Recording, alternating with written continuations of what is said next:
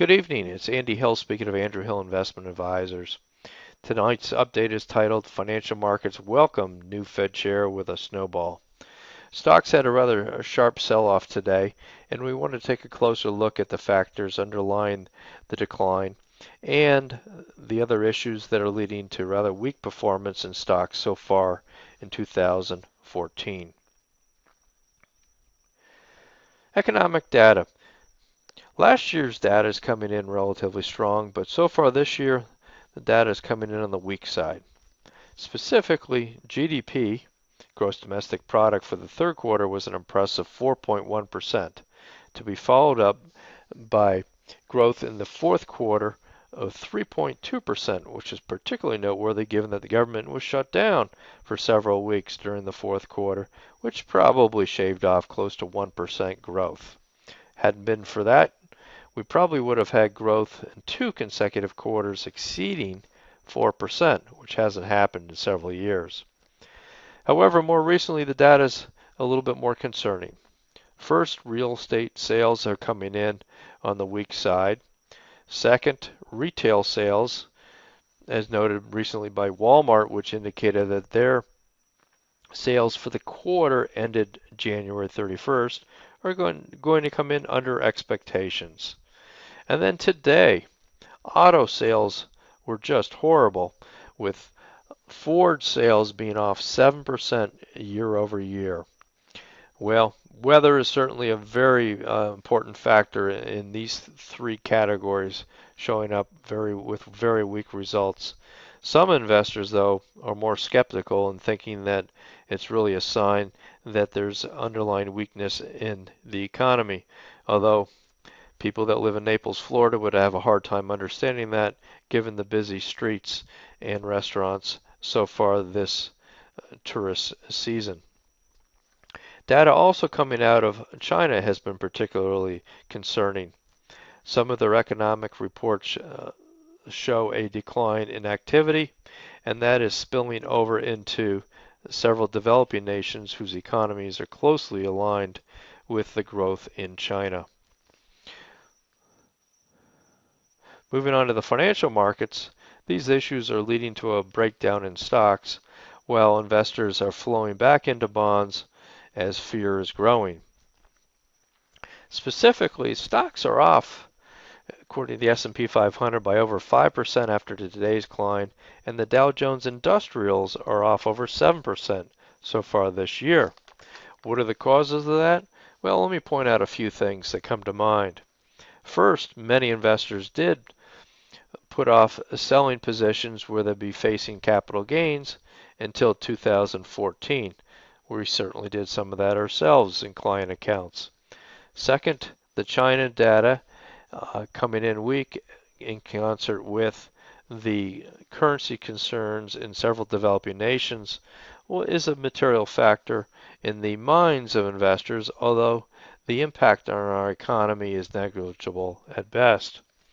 Also, the Federal Reserve reducing the quantitative easing program from $85 billion first to $75 billion, and then more recently to only $65 billion in the purchase of government treasuries and mortgage-backed securities with the purpose of pushing down interest rates is certainly in the minds of investors.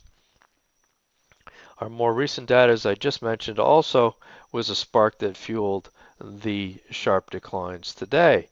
And let's just take a quick look at the S&P 500 to see those declines.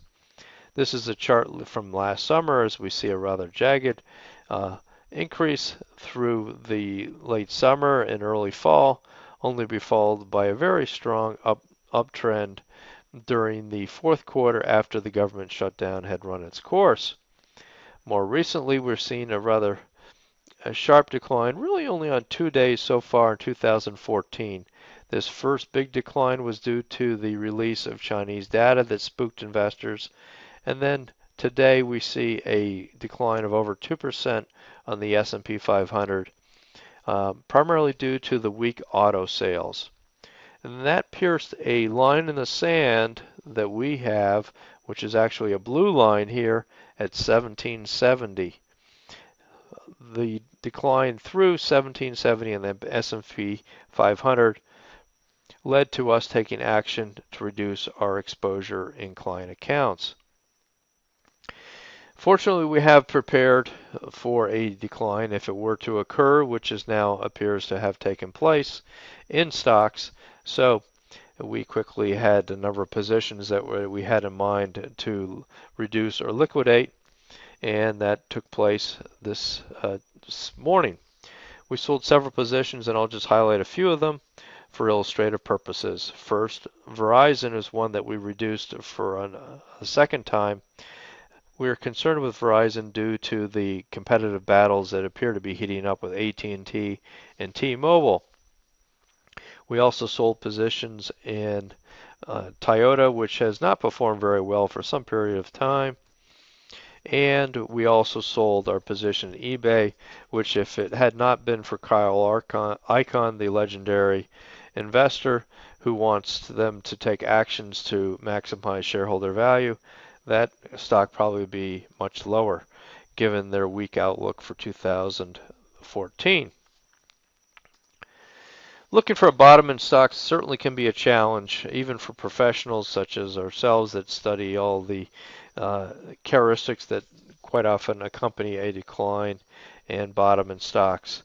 So it is challenging to reduce equity exposure to a great extent because quite often investors will miss the turn once things come, barring a material meltdown such as we saw several years ago, which we do not think is forthcoming. So with that, we have taken action and will probably take additional action if the decline does not stabilize soon.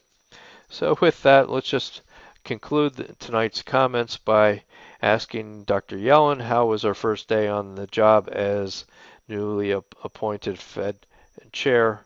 The Federal Reserve is probably the most important government agency pertaining to the minds of investors, and investors gaining confidence in her capabilities leading the Federal Reserve will be particularly important as it has been historically. So with that, thank you for tuning in, and I look forward to talking to you soon.